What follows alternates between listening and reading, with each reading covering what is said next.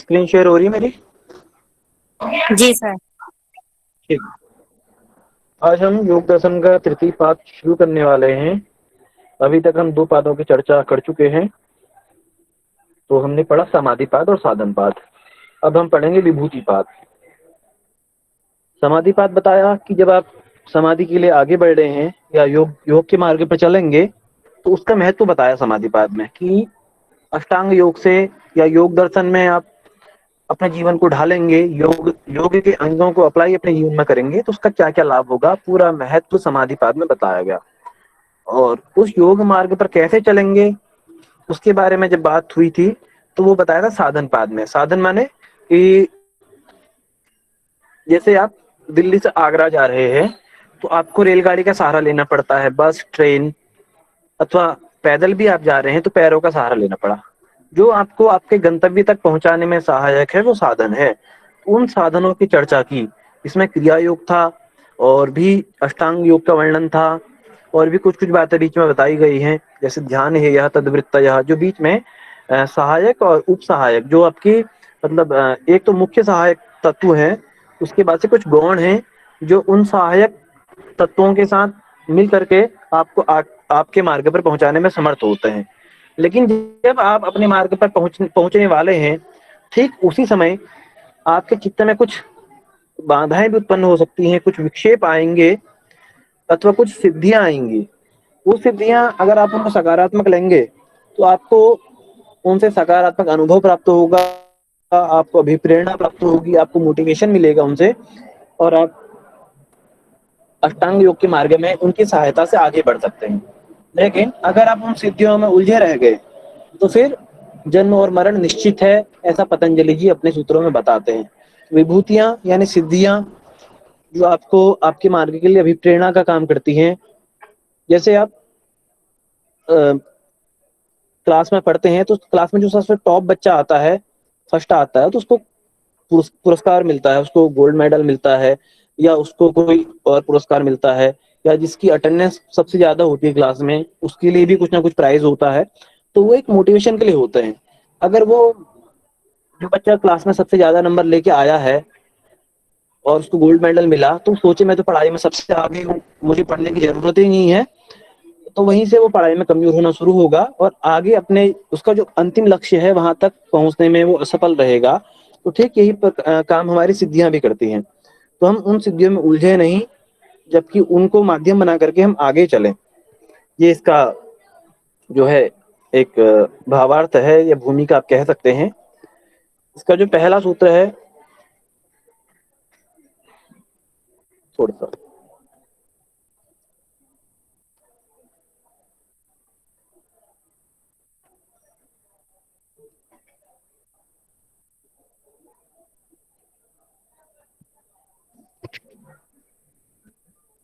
अच्छा, अभी तक हम योग के कितने अंगों की बात कर चुके हैं? सर 5। 5 अंकों की। 5 अंगों की। गुरु कौन जी कौन से? 5। यम नियम आसन प्राणायाम यम, नियम, आसन, प्राणायाम और प्रत्याहार। प्रत्याहार। प्रत्याहार।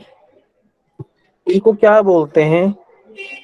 सर बहिरंग। सर बहिरंग बहिरंग साधन। साधन। बहिरंग साधन। बहिरंग। बहुत बढ़िया। ये योग के बहिरंग साधन है, अभी पढ़ेंगे। तो प्रत्याहार के बाद जो अगला क्रम आता है योग दर्शन में, उसका नाम है धारणा। इसका सूत्र का देश बंध चित्तस्य धारणा।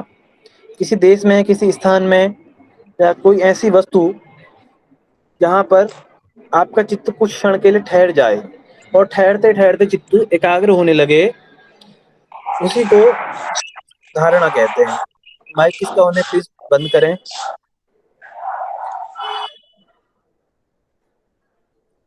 निशा जी। किसी एक स्थान में, किसी एक देश में, वो देश माने कोई ऐसी वस्तु, देश माने कोई ऐसा नहीं कि भारत, पाकिस्तान, इंग्लैंड इत्यादि। देश माने किसी स्थान का नाम है। वो स्थान किसी वस्तु में भी हो सकता है, किसी जगह में भी हो सकता है, कोई तत्व भी हो सकता है, और बात यहाँ पर तत्वों की ही करी गई है। वो चक्र भी हो सकता है। जब हम किसी स्थूल भूत में ध्यान करेंगे तो उसका नाम पंच महाभूत वो तत्व के अंतर्गत आएगा। किसी चक्रों में ध्यान करेंगे तो सूक्ष्म तत्व के अंतर्गत वो चीजें आएंगी। तो ये सब चीजें बात करी है, नाभि चक्र, हृदय कमल इत्यादि में अपना ध्यान एकाग्र करना। तो जिसको हम आजकल मेडिटेशन बोलते हैं, ध्यान बोलते हैं, वो ध्यान बिल्कुल नहीं है, उस धारणा है। और धारणा भी नहीं है, एक प्रकार से धारणा भी अनवरत होने वाली क्रिया है। तो ये बाहर और शरीर के भीतर कहीं भी, अगर हम सूक्ष्म तत्वों में ध्यान करेंगे तो शरीर के अंदर, और अगर स्थूल भूतों में ध्यान करेंगे तो शरीर के बाहर। तो ये ध्यान की पहली स्टेज है। फिर कहा तत्र प्रत्येकतांता ध्यानम। जब किसी देश में हम ध्यान कर रहे हैं और ध्यान करते करते हमारा चित्त एकाग्र हो जाए और अनवच्छिन्न तैल धारावत हमारा ध्यान उसमें समाहित हो जाए, उसी को ध्यान कहते हैं। अनवच्छिन्न तेल धारा का अर्थ है कि जब आप तेल को डालेंगे किसी एक बर्तन से दूसरे बर्तन में, तो उसकी धार टूटती नहीं है, वो एक ही धार में बना हुआ रहता है। अथवा शहद को आप देखें तो शहद में भी एक तार सा बनता है बिना टूटे हुए। तो उसी प्रकार से जब ध्यान भी हम करते हैं, धारणा करते हैं, धारणा करते करते हमारा चित्त उस वस्तु में खोने लगता है, समाहित होने लगता है और टूटता नहीं है, और उसमें एक तार सा होने लगता है, तो इसी को ध्यान कहते हैं। आशा है समझे होंगे। और अगली बात करी है तो गुरु जी एक जब बार दोबारा बताना। आपने धारणा की, धारणा समझ गए हैं? धारणा ही बतानी है दोबारा। अच्छा, धारणा माने देश बंद चित्त धारणा, किसी भी एक स्थान में, वो शरीर के बाहरी भी हो सकता है अथवा आंतरिक भी हो सकता है। आंतरिक माने आपके चक्र हैं, आपका जो है शरीर के, हम जैसे शवासन में करते हैं कि शरीर के एक एक अंग का ध्यान करते हैं, उसमें तुम पूरे शरीर का करते हैं।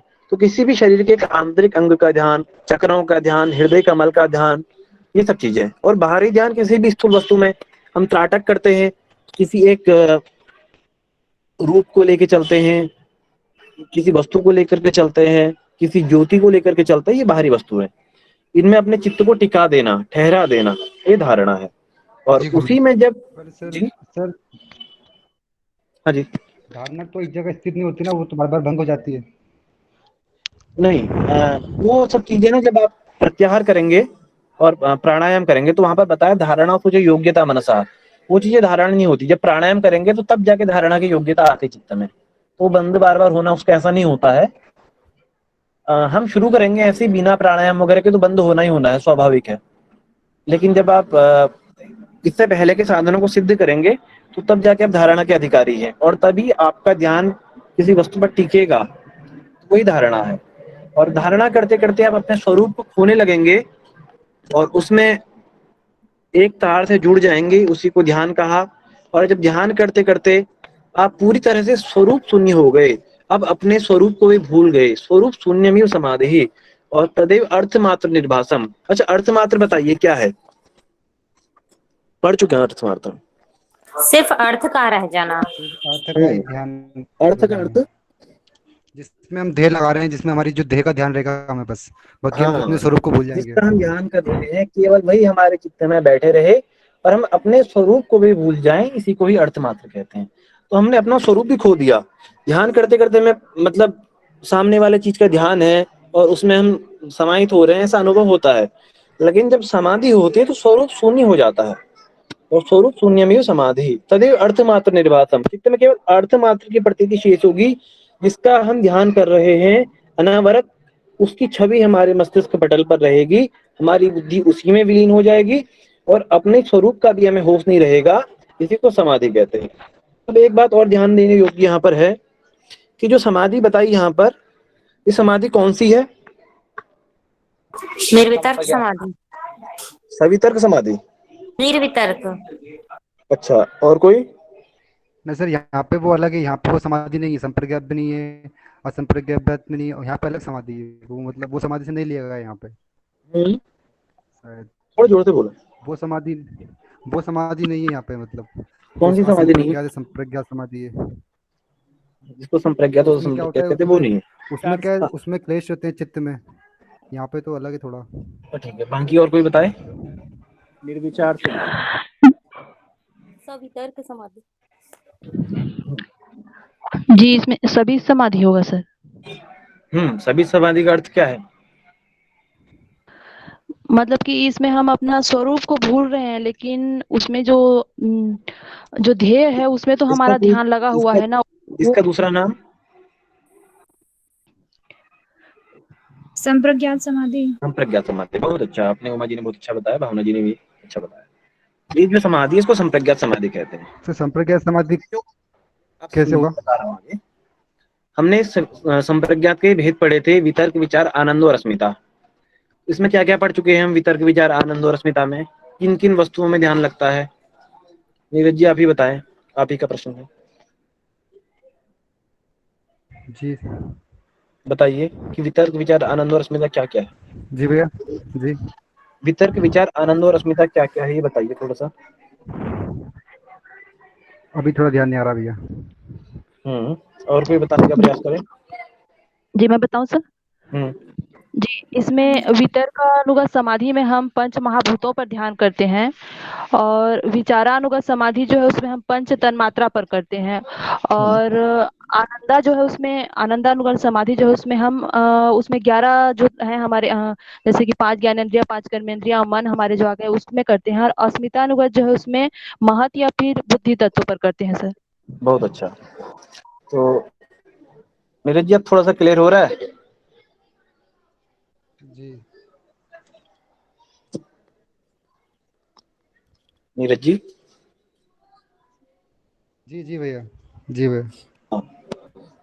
तो हमने जो धारणा की बात करी थी पहले, धारणा से इसको समझिए। धारणा में हमने बोला था कि हम किसी स्थूल महाभूत पर और किसी सूक्ष्म वस्तु पर ध्यान लगाएंगे।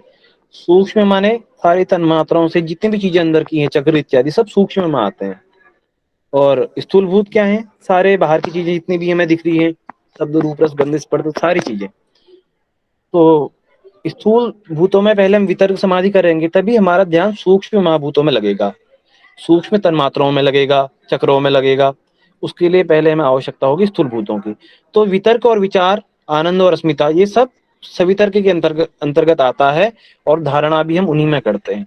तो ये जो है वितर्क, विचार, आनंद और अस्मिता, इसी को ये सब संप्रज्ञात समाधि के ही भेद है।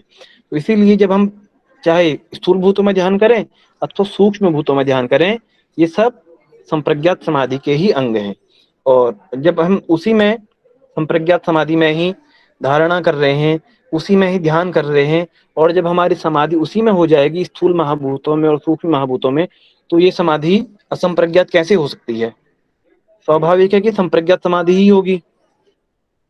तो उसी में खो जाना जो है, स्वरूप शून्य हो जाना समाधि है, लेकिन इस समाधि को संप्रज्ञात समाधि कहेंगे। क्योंकि यहाँ पर देखिए एक शब्द है इव।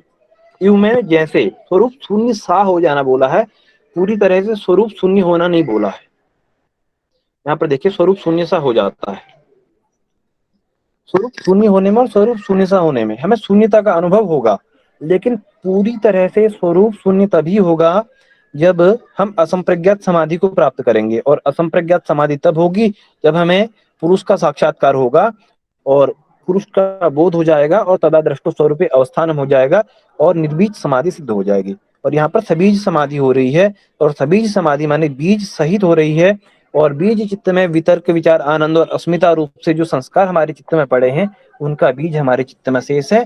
तो हमें स्वरूप शून्यता का अनुभव होगा, और पूरी तरह से चित्त स्वरूप शून्य नहीं होगा। यूं कहा, यूं मैंने सदृश, और अर्थ मात्र की हमें प्रतीति होगी। इसी को संप्रज्ञात समाधि कहते हैं। आशा है समझे होंगे। अगला सूत्र पढ़ते हैं, त्रयम एकत्र संयम। हाँ, अब संयम यहाँ पर एक नाउन है, संज्ञा है। जहां जहां पर भी संयम यूज होगा, वहां पर आप धारणा, ध्यान और समाधि, इन तीनों को ले लेंगे। अगर कहीं पर बात करी कि कंठकूप में संयम करने से ये फल प्राप्त होगा, तो संयम शब्द को समझ से ही आप समझेंगे कि संयम का अर्थ धारणा, ध्यान और समाधि है। तो इसी धारणा और ध्यान और समाधि को का नाम ही संयम है। किसी एक ध्येय विषय में तीनों का होना संयम है। जब हमारे धारणा, ध्यान और समाधि तीनों मिल जाएगी, एक हो जाएगी, हम धारणा कर रहे हैं किसी वस्तु में, तो हम अलग अलग थोड़ी कर रहे हैं। प्रत्याहार हमने अलग किया, प्राणायाम अलग किया, ये सब अलग अलग चीजें हैं। लेकिन जो धारणा, ध्यान और समाधि है, ये चीजें एक ही हैं। एक ही वस्तु में हम धारणा कर रहे हैं, उसी में हमें पता नहीं चलेगा कि ध्यान कब हो रहा है, और ध्यान करते करते समाधि कब लग गई हमें पता नहीं चलेगा। तो एक ही चीजें हैं। तो इन तीनों का नाम ही संयम है। जहां पर भी संयम यूज होगा आप समझेंगे कि तीनों ही चीजें वहां पर प्रयोग हो रही हैं। तज्जयात प्रज्ञालोकः, और जब हम किसी चीज में संयम कर लेते हैं, मतलब धारणा ध्यान और समाधि हमने किसी वस्तु में लगा दी, स्थूल में हो सूक्ष्म में हो, और उस समाधि के फलस्वरूप क्या होगा, प्रज्ञालोक। प्रज्ञालोक यानी हमारी बुद्धि प्रकाशित होगी। प्रज्ञा माने ज्ञान, बुद्धि में ज्ञान होने लगेगा। तो स्वाभाविक है हम संप्रज्ञात समाधि की बात कर रहे हैं, और संप्रज्ञात समाधि में हमने एक सूत्र पढ़ा था पहले कि अभिजात मणि वाला, उसमें लिखा है ग्रहण ग्रहीता और ग्राह्य। तो ग्रहण ग्रहीता और ग्राह्य माने जिसका हम ध्यान करना चाह रहे हैं उस पुरुष का हमें साक्षात्कार होने लगेगा, उसका अनुभव होने लगेगा और बुद्धि का प्रकाश होगा। बुद्धि जो है पुरुष के बाद का तत्व है, पुरुष और प्रकृति के बाद का। तो बुद्धि जब प्रकाशित होगी तो पुरुष का साक्षात्कार उस बुद्धि में होने लगेगा, पुरुष का प्रतिबिंब उस बुद्धि में पड़ेगा, और उससे पुरुष की अनुभूति भी बुद्धि को होने लगेगी। और जब हमारी संप्रज्ञात समाधि सिद्ध होगी उसी के बाद ही बुद्धि का प्रकाश होगा, और उसके फलस्वरूप ही हमें पुरुष का आभास होने लगेगा। इसी सूत्र का ये अर्थ है या ये आशय है। और कहा तस्य भूमि तु विनियोग, इसलिए जो संयम है, संयम की भूमियां माने धारणा ध्यान और समाधि, उनकी भूमियों में विनियोग करना चाहिए। विनियोग करते हमें स्टेप बाय स्टेप चलना चाहिए। पहले धारणा करनी चाहिए, फिर ध्यान करना चाहिए, फिर समाधि करनी चाहिए। पहले वितर्क में करें, फिर विचार में करें, फिर आनंद में करें, फिर अस्मिता में करें। क्रमशः आप बुद्धि तक पहुंचेंगे, और बुद्धि तक आप पहुंचेंगे तो उसके बाद आपकी जो है बुद्धि प्रकाशित होगी ज्ञान रूप से, और आपके चित्त में प्रकाश का उदय होगा। तो ये दोनों सूत्रों का अर्थ है। अब बताया कि त्रयम् अंतरंगम पूर्वेभ्यः, योग के 8 अंग हैं, यम नियम आसन प्राणायाम प्रत्याहार धारणा ध्यान समाधि। तो उसमें 2 भागों में विभाजित किया है, अंतरंग साधन और बहिरंग साधन। तो ये जो तीनों हैं संयम, कौन कौन से हैं संयम, धारणा ध्यान समाधि। समाधि। त्रयम् अंतरंगम पूर्वेभ्यः, ये तीनों अंतरंग साधन है। किसके, पूर्वेभ्यः, इससे पहले के जो साधन है उनके अंतर्गत, उनके आंतरिक साधन है, यानी जो बाहर का कवर है वो सारा जो है बहिरंग साधन, वो है इससे पहले के 5। कौन कौन से हैं, यम नियम आसन प्रत्याहार। हाँ प्रत्याहार, तो वो बहिरंग साधन है। और उससे अंतरंग, अंतरंग है तो स्वाभाविक है कुछ बहिरंग भी होगा। जब अंदर की बात है तो अंदर के, जब हम कहते हैं कि कमरे के अंदर कुछ है तो अंदर इसका मतलब कुछ ना कुछ बाहर भी तो होना ही चाहिए, तभी तो हम अंदर बोल रहे हैं। तो जो बाहर है वो है बहिरंग साधन, पहले वाले 5। और तदपि बहिरंगम निर्बीजस्य, अब ये जो हम पहले भी समाधि की बात कर रहे थे संप्रज्ञात समाधि की, यहाँ पर समझिए। कहा जो धारणा ध्यान और समाधि है ये भी बहिरंग हो जाता है निर्बीज समाधि के। निर्बीज माने असंप्रज्ञात समाधि, जब चित्त में कुछ भी शेष नहीं रहता, स्वरूप शून्य हो जाता है, तो उसी को निर्बीज समाधि या असंप्रज्ञात समाधि कहते हैं। तो स्वाभाविक है कि जो अभी तक अंतरंग साधन है उनमें भी धारणा ध्यान और समाधि आ रही है, वो भी बहिरंग साधन हो जा रहा है निर्बीज समाधि के। तो निर्बीज समाधि अलग है और धारणा ध्यान और समाधि जो है संप्रज्ञात समाधि ये अलग है। तो यहाँ के बाद जो है निर्बीज समाधि के बाद सारी जो वृत्तियां क्षीर्ण हो जाती हैं, चित्त की वृत्तियों का पूरी तरह से निरोध हो जाता है, इसको निर्बीज समाधि कहते हैं। और अभी तक जो है सबीज समाधि है, जिसमें बहिरंग साधनों में, बहिरंग माने जो निर्बीज समाधि के बहिरंग है। एक तो बहिरंग वो है यम नियम आसन प्राणायाम और प्रत्याहार। उसके बाद से जो दूसरे साधन है जिनको हम अंतरंग साधन कहते हैं, धारणा ध्यान और समाधि, वो इस निर्बीज समाधि के भी बहिरंग साधन है। तो ये जो धारणा ध्यान और समाधि है संप्रज्ञात समाधि, ये असंप्रज्ञात समाधि के बहिरंग साधन है, उससे पहले पड़ती है, इसलिए इसको बहिरंग साधन कहा। उम्मीद है समझे होंगे। अच्छा, यहाँ तक किसी का कोई शंका बताएं, फिर अगला सूत्र थोड़ा सा कठिन है। ये 8 वाला ही, शंका यही है सर, ये जो बताया आपने अभी, ये 8 क्या वाला बताया, 8 वाला, ये 8 जी जी जी ठीक है।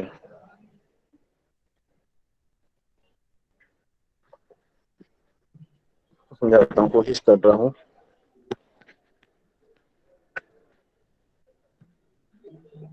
पांच साधन जो हैं, यम नियम आसन प्राणायाम के कौन कौन से साधन है? बहिरंग साधन है ना। तीन कौन कौन से हो गए? जी। अंतरंग साधन, धारणा, ध्यान और समाधि। तो जो समाधि है, कौन सी समाधि है? तीन के अंतर्गत जो आ रही है, संप्रज्ञात। संप्रज्ञात समाधि है। संप्रज्ञात समाधि। हाँ, और संप्रज्ञात समाधि के बाद कौन कौन सी समाधि आ रही है? इसका जो रिजल्ट है असंप्रज्ञात समाधि है ना, निर्भीत समाधि। एन लिख के मैं इसको मतलब इंडिकेट कर रहा हूँ। तो जो धारणा ध्यान समाधि, ये तीन समाधि है, धारणा ध्यान और समाधि। इससे बहिरंग समाधि कौन कौन सी है? ये वाली है, पांच वाली, यम नियम आसन प्राणायाम प्रत्याहार तक। और ये अंतरंग समाधि हो गई, अंतरंग साधन हो गए, धारणा ध्यान और समाधि ये वाले। और इसके बाद भी जब हम इसके अंतर्गत जा रहे हैं, धारणा ध्यान समाधि के और अंदर चले गए, तो जो अंतरंग थे अब वो बाहर के साधन हो गए ना। पांच के अंदर हम गए, तीन आए, और तीन के अंदर फिर और जा रहे हैं बीच समाधि में, तो वो समाधि होगी असंप्रज्ञात समाधि। तो ये साधन स्वाभाविक है, फिर बहिरंग साधन हो जाएंगे। ये साधन बहिरंग है, ये अंतरंग है। लेकिन जब हम इसके भी अंतर्गत चले गए, तो ये साधन जो है तीन वाले, ये बहिरंग साधन हो जाएंगे, धारणा ध्यान और समाधि। अब समझे? मैं कोशिश करूँ रोहित जी एक बार। ठीक है, एक बार वो सूत्र दिखा दीजिए। हाँ, ऊपर वाला भी दिखा दो एक बार। पहले मैं ऊपर वाला बता दूँ, फिर ये बता दूंगी। हाँ, जैसे इसमें बोला गया त्रयम अंतरंग पूर्वेभ्य, हाँ, यानी जो पहले साधन बताए गए हैं, तो उनको क्या, पहले जो अभी हम पढ़ रहे थे धारणा ध्यान समाधि, तो उनको यहाँ पे क्या बताया है कि अंतरंग साधन बताया है। क्योंकि वो क्या होता है, वो हम जो पांच होते हैं, यम नियम होता है, जैसे वो भी हम बाहर के वो साधन होते हैं हमारे, जैसे यम नियम हमें लाइफ में क्या करना है क्या नहीं करना, आसन होता है वो भी हम लगाते हैं, प्राणायाम होता है तो ब्रीथ को इनहेल एक्सहेल कर रहे होते हैं, फिर प्रत्याहार होता है वो भी इंद्रियों से संबंधित है कि जो बाहर के विषयों से हम अपने आप को रोक रहे हैं। ठीक है, जो धारणा ध्यान समाधि है वो हाँ अंदर घटित होते हैं। ठीक है, तो इसलिए उनको यहाँ पे अंतरंग साधन कहा है, जो साधना के लिए, संप्रज्ञात समाधि के लिए। लेकिन जब निर्भीत समाधि होती है और संप्रज्ञात समाधि होती है, तो उसमें अभी हमें ये भाव भी मन में नहीं होना चाहिए कि हमें केवल्य की प्राप्ति करनी है या फिर हमें मतलब मोक्ष को प्राप्त करना है। जब ये भी सेंटेंस हमारे मन में ना हो, तब वो समाधि लगती है। मतलब कुछ इच्छाएं शेष ही ना रहे, ठीक है, कोई मन में कोई बीज ही ना हो, तो उसको निर्बीज समाधि और संप्रज्ञात समाधि कहते हैं। तो जब ऐसी अवस्था होगी, तो जो हमारे अंतरंग साधन है ना, तीन धारणा ध्यान समाधि, वो भी हमारे लिए बहिरंग हो जाएंगे। तो यहाँ पे इसको ऐसे हम समझ सकते हैं। बहुत अच्छी बात, मैंने बहुत कोशिश की अपनी तरफ। नहीं, काफी अच्छा है, वही बिल्कुल सटीक बताया आपने कि अभी तक जो हमारे अंतरंग और बहिरंग दो भेद थे, पांच बहिरंग थे, यम नियम आसन प्राणायाम और प्रत्याहार। तीन अंतरंग है, धारणा ध्यान और समाधि। तो वो समाधि जो संप्रज्ञात समाधि है, उसके बाद भी फिर हम असंप्रज्ञात को प्राप्त करते हैं। तो जो धारणा ध्यान और समाधि थी, ये अंतरंग साधन भी बहिरंग साधन हो जाते हैं, ये बाहर हो जाते हैं, इनकी भी हमें आवश्यकता नहीं रहती। हम और अंदर प्रवेश कर गए, जो हमारा अंतिम लक्ष्य था। और किसी का कोई प्रश्न इसमें?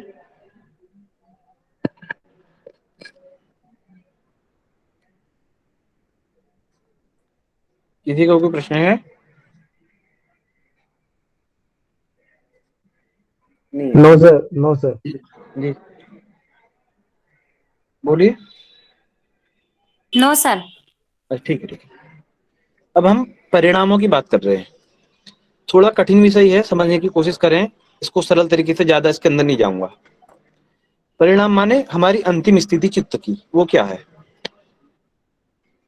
तो इसमें बताया, अच्छा इस सूत्र को कौन पढ़ेगा? सर मैं पढ़ूं? बिल्कुल पढ़िए सर। व्युत्थान व्युत्थान निरोध संस्कार विभव प्रादुर्भावो निरोध क्षण चित्तान्वयो निरोध परिणामः।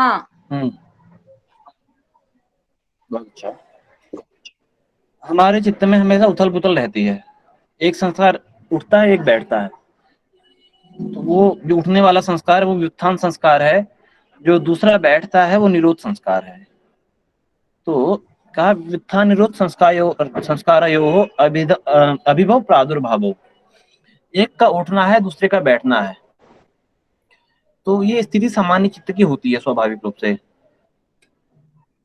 लेकिन जब मैं इसका भावार्थ समझा रहा हूँ, अगर सूत्रों के अर्थ में जाऊंगा तो फिर थोड़ा जटिल हो जाएगा। इसको ऐसे समझने की कोशिश करें कि जब हम सामान्य रूप से धारणा, ध्यान और समाधि में जा रहे हैं तो हमारे चित्त में एक संस्कार उठता है, दूसरा बैठ जाता है। हम यम से शुरू करते हैं, यम गए, यम के बाद हम नियम में जा रहे हैं तो हमारे नियम वाले संस्कार चित्त में उठते हैं, यम वाले बैठ जाते हैं। फिर आगे बढ़ते जाते हैं, आसन, प्राणायाम, प्रत्याहार, धारणा, ध्यान, समाधि। तो धारणा में किसी वस्तु में हमने धारणा करी, धारणा के बाद ध्यान का संस्कार चित्त में उदित होता है, धारणा वाला बैठ जाता है। फिर समाधि का उदित होता है, ध्यान वाला बैठ जाता है। तो एक उठ रहा है, दूसरा बैठ रहा है। लेकिन जब हम असंप्रज्ञात समाधि में जाते हैं तो वहां इनका उठना और बैठना चित्त का पूरी तरह से निरोध हो जाता है, यानी ना कोई संस्कार चित्त में उठता है और ना कोई बैठता है। इसी से संबंधित एक सूत्र था, हमने पिछले अध्याय में पढ़ा था, अगर किसी को याद है तो बताए, पहले अध्याय में पढ़ा है। कोई संस्कार उदित नहीं होता चित्त में, पूरी तरह से विराम हो जाता है। इतना हिंट भी दे दिया मैंने। सर अपन ने वो क्लेश पढ़े थे उसका बोल रहे क्या? चित्त पूरी तरह से विराम को प्राप्त होता है। विराम सर विराम प्रत्याभ्यास पूर्व संस्कार शेषो बहुत अन्य। अच्छा, क्या अर्थ है इसका बताएं? कि सर जब हमारे चित्त का जो मतलब जो हमारे चित्त के जो संस्कार वाले हैं वो उपरक्त हो जाता है, उस उपरक्त मतलब उस स्टॉप अवस्था में जब हमारे सारे संस्कार शेष रह जाते हैं, मतलब जब हमारी पर वैराग्य वाली स्थिति आती है, संस्कार मतलब रहते हैं शेष। आत्मा अपने ही रूप में जब स्थित होने लगती बाकी है, जो संस्कार हैं, बाकी सारी चीजें बैठ जाती हैं चित्त में, मतलब उनका समापन हो जाता है, वो समाप्त हो जाती हैं। चित्त पूरी तरह से विराम को प्राप्त होता है। विराम माने पूरी तरह से चित्त का निरोध हो जाता है वृत्तियों का। तो अभी तक तो चित्त का संस्कार उठ रहे हैं, बैठ रहे हैं, उठ रहे हैं, बैठ रहे हैं। लेकिन जब हम अंतिम स्थिति को प्राप्त हो गए,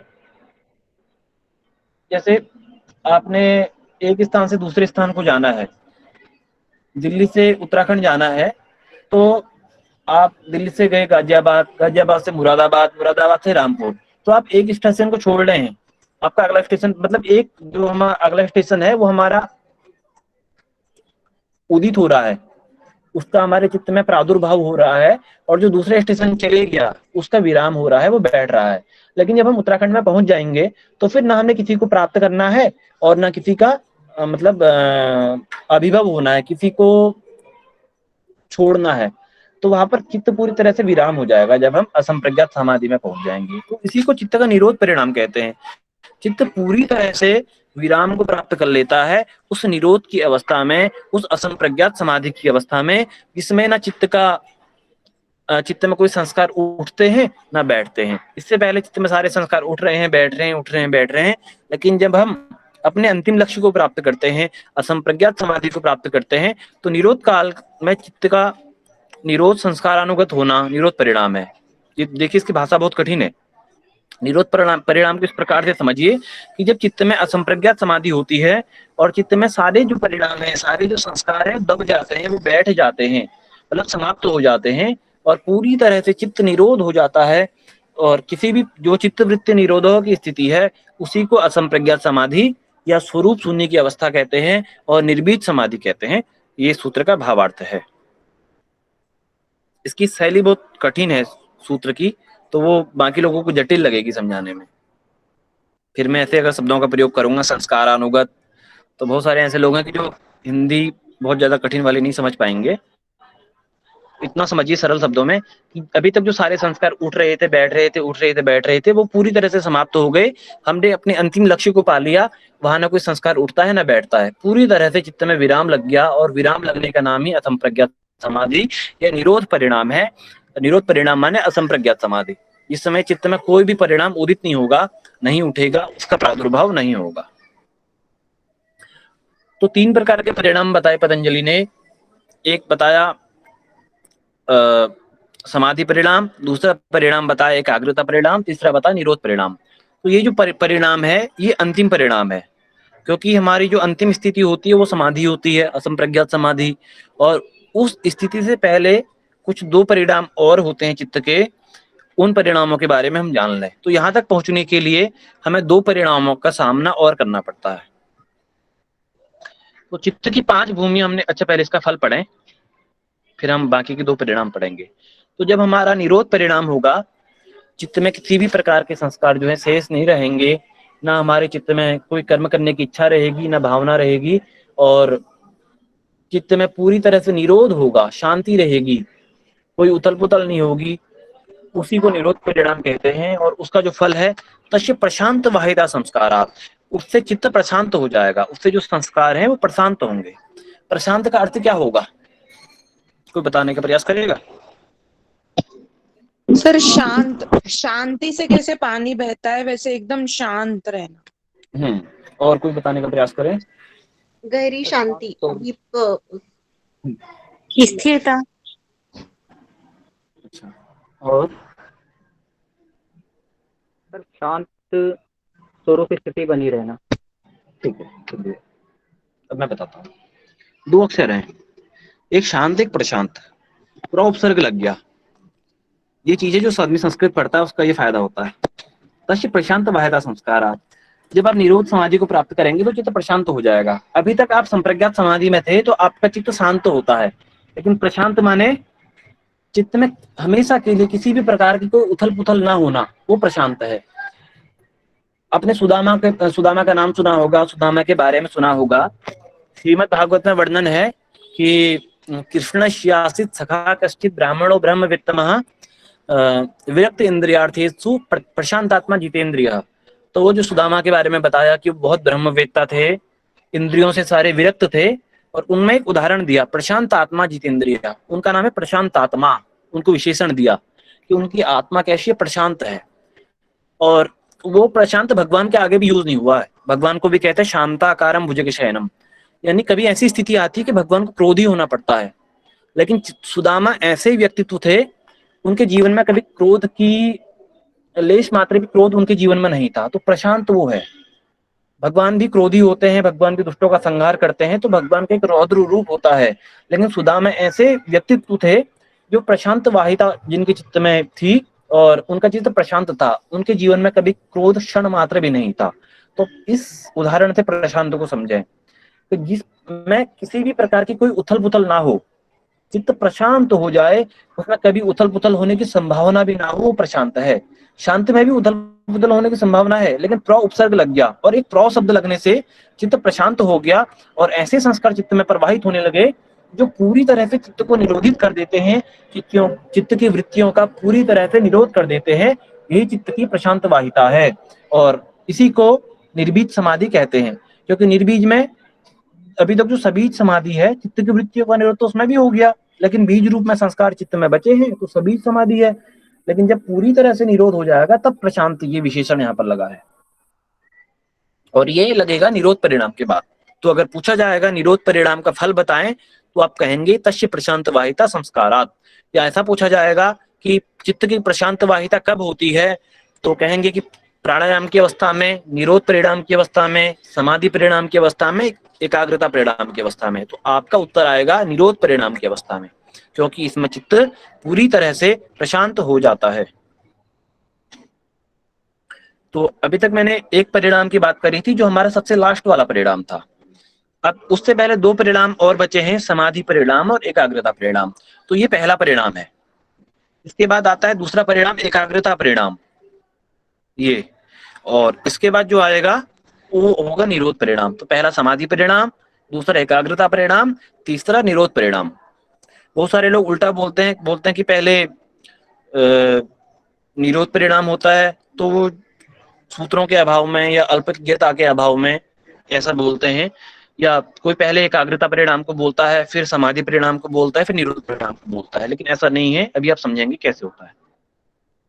सर ये 3 परिणाम हमने कहाँ पढ़े थे सर? मुझे योग दर्शन में ही पढ़े होंगे, अगर आपने पढ़ा है तो। नहीं पढ़ा है तो हम पढ़ा रहे हैं, पढ़िए। तो पहला अंतिम जो परिणाम है निरोध परिणाम, उससे पहले एकाग्रता परिणाम होता है, फिर समाधि परिणाम होता है। तो सबसे पहले जो समाधि परिणाम है, इसमें क्या होगा, सर्वार्थ तैकाग्रतयोः क्षयोदयो चित्तस्य समाधि परिणामः। अच्छा, हमने चित्त की भूमियों का वर्णन पढ़ा था कहीं पर। सर एक बार प्लीज डिस्टर्ब करो। तीसरे पढ़ा था।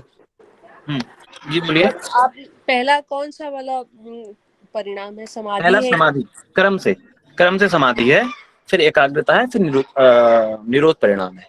हाँ जी, तो निरोध बता दिया पहले, इसलिए बताया कि यहाँ तक पहुंचने के लिए आपको 2 परिणामों से और गुजरना पड़ेगा, निरोध परिणामों से पहले। तो उन दोनों के बारे में बाद में बताया। वो 2 परिणाम यही है, एक समाधि परिणाम, दूसरे एकाग्रता परिणाम। अब समझ में आया? हाँ जी, थैंक यू। ठीक है। तो हाँ जी, चित्त की भूमियों के बारे में पढ़ लेते ना। तो राजेश जी बताएं कि जो भूमियां हैं उसमें चित्त कहाँ से हमारा एकाग्रता होने लगता है? एकाग्र और निरुद्ध पे सर। उससे पहले कौन सी अवस्था आती है? विक्षिप्त। उसमें क्या होता है सर? उसमें सर मतलब सर उसमें मतलब विचार आते हैं बट वो कंट्रोल नहीं होता सर चित्त। क्योंकि वो विषय सांसारिक होते हैं। विच्छिन्न अवस्था में। हाँ बताइए सर। सत्वगुण है ना, आता है, थोड़ी देर रुकता है, फिर चला जाता है, ऐसा बताया था। हाँ, कभी सत्वगुण कभी रजोगुण, मतलब ऊपर नीचे होते रहते हैं। तो ये जो हमारे संसार वाले व्यक्तियों की अवस्था है, इसी को विच्छिन्न अवस्था कह सकते हैं सामान्यतः। हमें भी हो सकता है आप में से कोई महापुरुष हो, योगी, योग सिद्ध हो और उनका बड़प्पन है कि यहाँ पर आ रखे हैं, तो वो हो सकता है। लेकिन सामान्यतः एक मैं जनरल बात जो बता रहा हूँ, ये विच्छिन्न अवस्था हम लोगों की होती है। और उसमें क्या होता है कि हमारे चित्त में सर्वार्थता होती है। यही जो बताया कि सर्वार्थ एकाग्रतयोः क्षयोदयो चित्तस्य समाधि परिणामः। सर्वार्थता माने चित्त में बहुत सारे विषय उत्पन्न हुए रहते हैं। हम लोगों को दुनिया भर के बारे में हमने ठेका ले रखा है, दुनिया भर के सोचने का। हम लोग सोचते हैं और दुनिया भर के काम करते हैं, तो वही सर्वार्थता है। तो जब सर्वार्थता का क्षय होता है, विच्छिन्न अवस्था समाप्त होती है और एकाग्रतयोः उदय, मतलब एक का क्षय हो रहा, सर्वार्थता माने सारे विषयों का क्षय हो रहा है और आप एकाग्र की अवस्था में पहुंच रहे हैं। जो 5 भूमि है, मूढ़, क्षिप्त, विक्षिप्त, एकाग्र और निरुद्ध, विच्छिन्न अवस्था जो है सर्वार्थता वाली है। और उस सर्वार्थता का क्षय होने पर जब आप एकाग्र की अवस्था में पहुंच रहे हैं, तो एकाग्रता का उदय हो रहा है, एक का क्षय हो रहा, यानी विच्छिन्न अवस्था का, सर्वार्थता का, सारे विषयों का क्षय होने के बाद आप एकाग्र अवस्था में पहुंच रहे हैं, तो उसी का नाम है समाधि परिणाम। कि अभी तक आपके चित्त में बहुत सारे विषय थे, उत्पन्न हो रहे थे, दुनिया भर का आप सोच रहे थे, कभी सत्वगुण हो रहा है, कभी रजोगुण हो रहा है, सांसारिक विषयों में फंसे हुए हैं, घर परिवार दुकान मकान ये सब में फंसे रहना। तो बहुत सारे विषयों को चिंतन करना, सर्वार्थता आपने धारणा करी, ध्यान करी, समाधि की आप स्थिति में है, संप्रज्ञात समाधि को प्राप्त हो रहे हैं और चित्त में एकतांता हो गई और आप ध्यान करने को पहुंचे। तो जब एकतांत चित्त हो गया और एकाग्रता का चित्त में उदय हो जाएगा, उसी को समाधि परिणाम कहते हैं। कि बाकी सारी चीजें हट गई हैं, चित्त में एक चीज शेष रह गई है। तो एक चीज का हटना, सर्वार्थता का क्षय होना, एक हट रही है और दूसरी बैठ रही है। ये ऐसे समझे कि सर्वार्थता माने एक चीज हट रही है और एकाग्रता चित्त में स्थापित हो रही है, बैठ रही है। यही बात यहाँ पर करी कि सर्वार्थता का क्षय हो रहा है और एकाग्रता का उदय हो रहा, यानी एकाग्रता चित्त में समाहित हो रही है। तो इसका नाम जो है समाधि परिणाम है। और जब समाधि परिणाम करेंगे, समाधि परिणाम करते करते आप आगे जाएंगे, तो उस समय फिर क्या होगा, कोई उथल पुथल चित्त में शेष नहीं रहती। हम जिस वस्तु में एकाग्र होती है उसी में हमारी धारणा लगती है, धारणा के बाद ध्यान लगता है, फिर समाधि लगती है। तो अभी तक जो धारणा वाली स्थिति थी, वहां पर एक चीज नष्ट हो रही, दूसरी चीज आ रही है। लेकिन जब एकाग्र हो गए, ध्यान हो गया, ध्यान के बाद जब समाधि लगने को तैयार है और चित्त पूरी तरह से एकाग्र हो रहा है, उसमें ना कोई चित्त में उथल पुथल हो रही है, ना कोई विचार चित्त में उत्पन्न हो रहे हैं अन्य, ना किसी का समापन हो रहा है। आप जिस वस्तु का ध्यान कर रहे हैं उसी वस्तु में अपने स्वरूप शून्यमिव हो रहे हैं, अपने स्वरूप को भूल करके आप उस वस्तु में समाहित हो रहे हैं। तो इसी को एकाग्रता परिणाम कहा। यहाँ पर बताया कि ततः पुनः, उसके बाद, किसके बाद, समाधि परिणाम के बाद, शांतोदितो तुल्य प्रत्ययो, शांत होने वाली और उदित होने वाली, ये अभी तक जो चित्त में वृत्तियां उठ रही हैं, बैठ रही हैं, वो सब नष्ट हो गई हैं, वो सब बराबर हो गई हैं, तुल्य प्रत्यय। क्योंकि इसमें ना सर्वार्थता का क्षय हो रहा है, ना एकाग्रता का उदय हो रहा है। चित्त पहले से एकाग्र है, वो एकाग्र ही निरंतर सतत रूप से बह रहा है। तो उसी का नाम है चित्त का एकाग्रता परिणाम। समझ गए इसको या और समझाऊं? सर रिपीट कर दीजिए। ये वाला फिर से बता दो रोहित जी। 3 परिणाम पढ़े थे, निरोध परिणाम, समाधि परिणाम और एकाग्रता परिणाम। अंतिम परिणाम निरोध परिणाम है। उसको प्राप्त करने के लिए 2 परिणाम हमें प्राप्त करने हैं, समाधि परिणाम और एकाग्रता परिणाम। समाधि परिणाम में विच्छिन्न अवस्था से हम उठ करके, मतलब सारे विषयों का क्षय हो गया है, और एकाग्रता में हम एकाग्रता की सीढ़ी पर हम पहुंच गए हैं।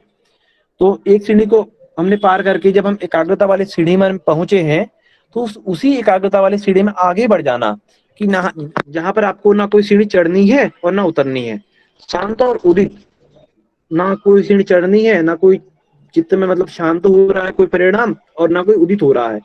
बिल्कुल एक ही भूमि हो रही है, एक ही सीट पर आप चल रहे हैं, एक ही गति चित्त की है जिसमें आप ध्यान कर रहे हैं, उसी में ध्यान करते करते स्वरूप शून्यता को प्राप्त हो रहे हैं। इसी को चित्त का एकाग्रता परिणाम कहा है। समझे कि और समझाऊं? में एक ही विचार आता है क्या सर चित्त में? एक ही विचार कैसे आता है? अब इसके लिए आपको 5 भूमियों को समझना पड़ेगा। 5 नहीं, शुरू की लास्ट की जो 3 भूमियां हैं, 3 में से आप अंतिम भूमि को भी छोड़ दें, एकाग्र भूमि इसमें आ रही है ना, एकाग्र भूमि आई इसमें, एक ही विचार आ रही है। विच्छिन्न अवस्था से विच्छिन्न वाली जो भूमि है, विच्छिन्न भूमि को जो आप पार कर रहे हैं, तो एक भूमि आप छोड़ के जा रहे हैं, विच्छिन्न को छोड़ रहे हैं और एकाग्रता को प्राप्त कर रहे हैं, तो वो भूमि है समाधि परिणाम। लेकिन जब आप एकाग्र माये निरंतर आगे बढ़ रहे हैं और उसी निरंतर आगे बढ़ते बढ़ते आपकी समाधि लग जाएगी, तो इसी को कहेंगे एकाग्रता परिणाम। और उसी में जब पूरी तरह से चित्त शांत हो जाएगा, स्वरूप शून्यता वास्तव में प्राप्त हो जाएगी, तो वो निरोध परिणाम होगा। जी सर। अब समझे राजेश जी? जी सर बिल्कुल। ये बहुत कठिन विषय है, मैं सोच रहा था इसको स्किप करूंगा, पर आप लोगों की जिज्ञासा देख करके मुझे पढ़ाना पड़ा। और बताइए किसी का इसमें कोई संदेह, कोई प्रश्न है तो?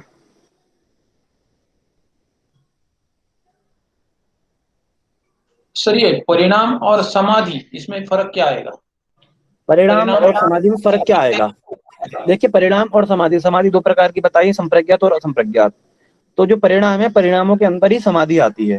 जो निरोध परिणाम है उसके अंतर्गत असंप्रज्ञात समाधि आएगी, और बाकी की जो 2 परिणाम है, एकाग्रता और समाधि परिणाम, इसके अंतर्गत संप्रज्ञात समाधि आती है। समझ गए? सर ये परिणाम स्थिति है या गति है? परिणाम स्थिति है, अंतिम स्थिति, मतलब गति तो है ही, और गति के बाद भी तो कोई ना कोई स्थिति होती है ना। हाँ, तो वही स्थिति जो है समाधि स्थिति है और परिणाम भी स्थिति है, तो दोनों में अंतर कैसे करेंगे? क्या बोला था आपने? परिणाम भी स्थिति है और समाधि भी स्थिति है, तो दोनों में अंतर कैसे करेंगे? अंतर कैसे करेंगे? परिणाम भी स्थिति है, समाधि भी स्थिति है। तो जो समाधि है, समाधि को हम परिणामों के अंतर्गत ही ले रहे हैं। जो निरोध समाधि है या निरोध परिणाम है ना, निरोध परिणाम के अंतर्गत ही हम असंप्रज्ञात समाधि को ले रहे हैं। तो वो स्थिति भी है, और इससे पहले की जो गतियां हैं, अब बोल रहे हैं कि स्थिति और गति में अंतर। तो गति माने चलना, और गति जहां पर आप रुक रहे हैं वहां पर आपकी पोजीशन क्या है। कक्षा 1 से आप शुरू हुए हैं, कक्षा 5 आपने पढ़ा, 8 पढ़ा, 10 पढ़ा, तो बीच बीच में जहां पर भी आप रुके हुए हैं या जहां पर आप हैं, वो स्थिति आपकी है, लेकिन आप चलायमान भी है, गति है। ऐसे ही जब आप समाधि परिणाम और एकाग्रता परिणाम में, तो गतिमान है आप। लेकिन जब आप निरोध परिणाम में पहुंच गए, आपका अंतिम जो परिणाम है, आप फुल स्टॉप वहां पर लगना है, तो स्थिति है। सर निरोध सर निरोध परिणाम तो फिर असंप्रज्ञात में आ गया कि फिर संप्रज्ञात हो, क्योंकि तो जो हमारा असंप्रज्ञात में आएगा ना परिणाम, तो उसमें क्या बोला? निरोध परिणाम का सूत्र आप पढ़िए कि पूरी तरह से चित्त की वृत्तियां निरोध हो जाती हैं, इसलिए निरोध परिणाम। और चित्त वृत्ति निरोध कब होगा? असंप्रज्ञात समाधि में। अच्छा, ये तीनों ही परिणाम फिर असंप्रज्ञात के आ गए, लेकिन शुरू के 2 परिणाम संप्रज्ञात समाधि में आएंगे, क्योंकि जब चित्त की एकाग्र भूमि हो रही है और समाधि वाली स्थिति हो रही है, उसमें जो है संप्रज्ञात समाधि लगेगी चित्त की। जी जी जी जी, संप्रज्ञात, सॉरी। हाँ जी, हाँ जी। तो सर एक सवाल ये था कि समापत्ति में तीनों जो चीजें हैं, ग्रहित, ग्रहत, ग्राह्येषु, वो सब एक एक हो जाते हैं। तो वैसे ही ये 3 परिणाम जो है, ऐसा कुछ है या आपके त्रयम बैकग्राउंड से कुछ जो आवाज, है आपके ऐसा? बैकग्राउंड से दूसरी आवाज आ रही है, आपकी आवाज कट गई है, एक बार आप और बोलेंगे? हाँ सर, ये जो समापत्ति है उसमें 3 चीजें हैं, ग्रहितृ, ग्रहण, ग्राह्येषु, और वैसे ही यहाँ पे जो 3 परिणाम है, तो ये 3, हाँ, ये जो 3 परिणाम है ये मिला के ऐसे कुछ बनाते हैं, या हाँ ये हाँ, क्यों अलग नहीं। अलग परिणाम जो है इसका एक जो दूसरे से? ग्रहित से ग्रहण और ग्राह्य है, राजेश जी किस परिणाम के अंतर्गत आएंगे ये?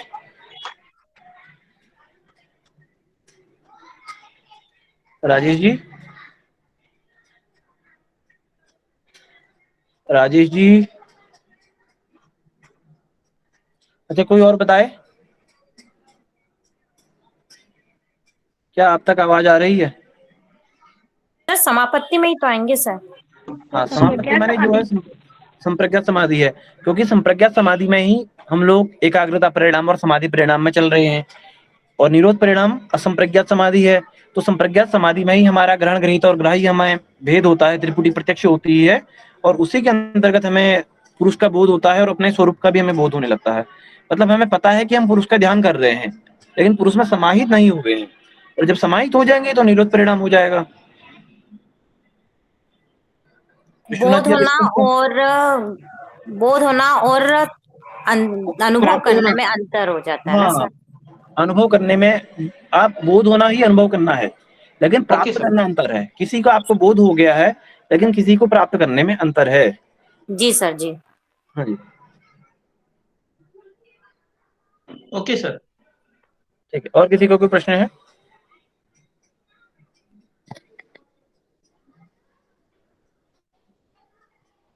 अच्छा, अभी तक के जो तीसरे पाद है इसमें से कोई प्रश्न किसी का?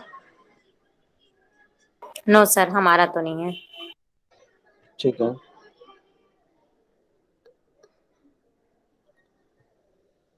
अगला वाला सूत्र और थोड़ा जटिल है, उसको भी समझाने में समय लग सकता है, तो ऐसा करते हैं फिर उसको हम होली के बाद शुरू करते हैं, अगर आप लोगों की आज्ञा हो, वरना आज करना है तो आज ही कर देंगे। नहीं रोहित जी होली का आप 2 दिन का ऑफ रहेगा क्या?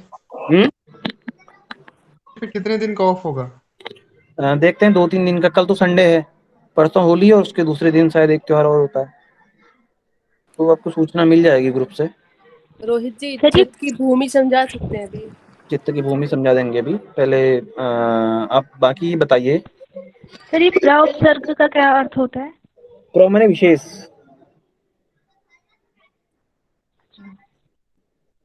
अलग अलग अर्थों में अलग अलग शब्दों में प्रयोग होता है। उपसर्ग माने शब्दों से पहले प्रयोग होते हैं। बहुत से उपसर्ग हैं, प्रो, प्रा, अपसम, अनुभव, और उनके लगने से ही शब्दों का अर्थ बदल जाता है। देश है, देश में प्रो उपसर्ग लगा देंगे प्रदेश, और आ लगा देंगे आदेश हो जाएगा, अति लगा देंगे अतिदेश हो जाएगा, अधि लगा देंगे अधिदेश हो जाएगा, निर लगाएंगे निर्देश हो जाएगा। तो एक ही शब्द में अगर अलग अलग अर्थ लगेंगे तो पूरा ही उनका अर्थ चेंज हो जाएगा। और वी लगा देंगे विदेश हो जाएगा। तो शब्द एक ही है, देश है, उसमें ही अनेकों उसने उपसर्ग से भेद हो गए अर्थों का।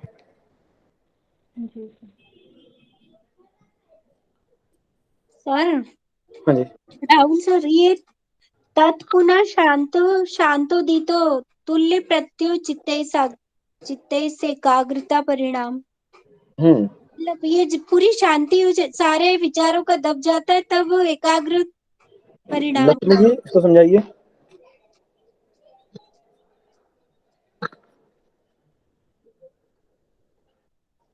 लक्ष्मी जी आवाज आ रही है?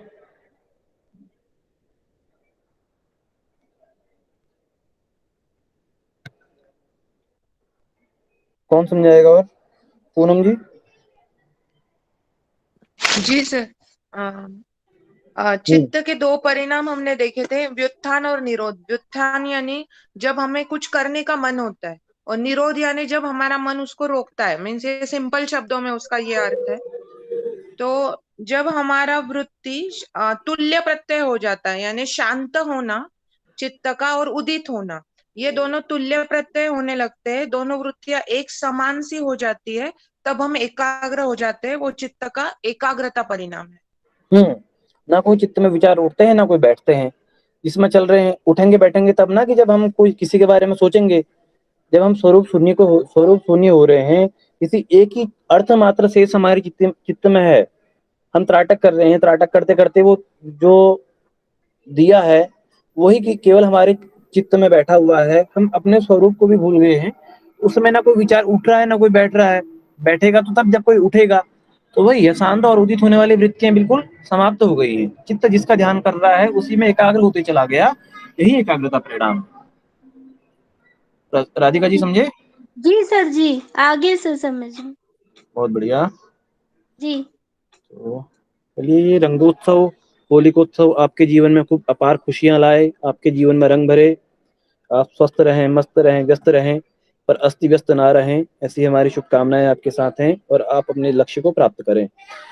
तो हम आज की कक्षा को विराम देते हैं। और आप किसी का जो अतिरिक्त प्रश्न है तो अभी 10 मिनट शेष है अगली कक्षा के। जैसे एक इनका था कमल जी का। शुभकामनाएं सर। हाँ जी, तो कमल जी आप पूछिए, आपका कुछ प्रश्न था। औरों का हाँ किसी का जी कोई सर, प्रश्न है तो मुझे वो चित्त की वृत्तियां रिकॉर्डिंग ऑफ पूछनी। कर सकते हैं आप, हमारे जो हैं। सर मुझे चित्त की वृत्ति पूछनी